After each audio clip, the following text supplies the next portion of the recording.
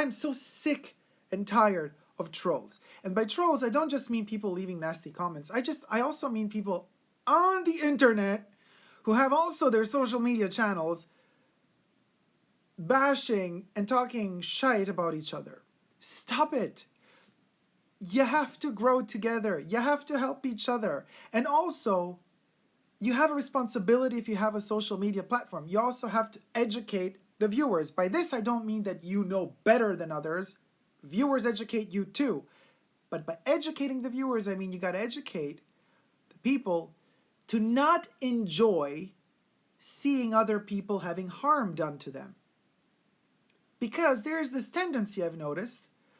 It's like the viewers feed on the nasty videos that can be going around, and then the nasty video makers feed on the nasty comments of the viewers. But you see, because it's kind of a vicious circle, but it can't stop if you just stop partaking in the negativity and you try to be positive about things, and you educate your viewers to enjoy the positive sides of things, not just the exposed side of things, or the gossip side of things, or the throwing shade at other people side of things. I mean, because let's be honest about this. At the end of the day, it's so easy to throw shade. It's so easy to be negative. It's so easy to find flaws in people. And you know why it's so easy to find flaws in people? Because we are the first to look our fucking selves at the mirror every morning and see shitloads of flaws.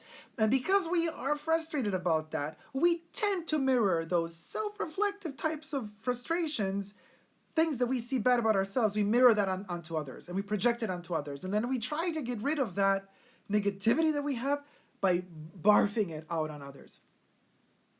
That's bad for many reasons. But if you want to stay on an egotistic or egocentric level, it's really bad because it's poison that you spew it onto others. But guess what? On a soul level, it returns right back at you. It's a boomerang. It's a boomerang that ultimately ends up poisoning you. You're going to get sick. You're going to get cancer because of that. It's like interiorizing. It's like keeping bottled inside all the negativity. And the more you try to be poisonous to others, and the more you're poisoning yourself. It's a vicious circle. It never ends well. Trust you me. Try to be positive. God knows there's enough of negativity out there anyway, so why add to it? You know what I mean? I digress. You know what I mean? It's easy to agree with this because at the end of the day, who in the chat is going to want to be negative now and be like, no, I love to throw gossip around. Listen, we can all be shady. It's not like, sometimes shade can be fun, but I think there's a limit to things, like to a point where, okay, now you're kind of harmful. And listen, I'm the first to keep saying, political correctness is killing us. But this is a different thing. It's different being politically correct or politically not correct and being mean to others. Those are two different things. I'm really not for political correctness, and I think that we are overdoing it at times, and I think we're oversensitive as well. Pardon me. I think that in many occasions we tend to literally, because we think we're entitled to it, on social media, just be upset and angry about anything. Literally anything. Any nuance, a thing might be misunderstood, misinterpreted, said, or read, and then we just go into that. But that offended me. Now I'm offended. Okay, who cares? At a certain point, there's like a mass of offendedness in the world that everybody just becomes immune to it. It's the same thing with antibiotics.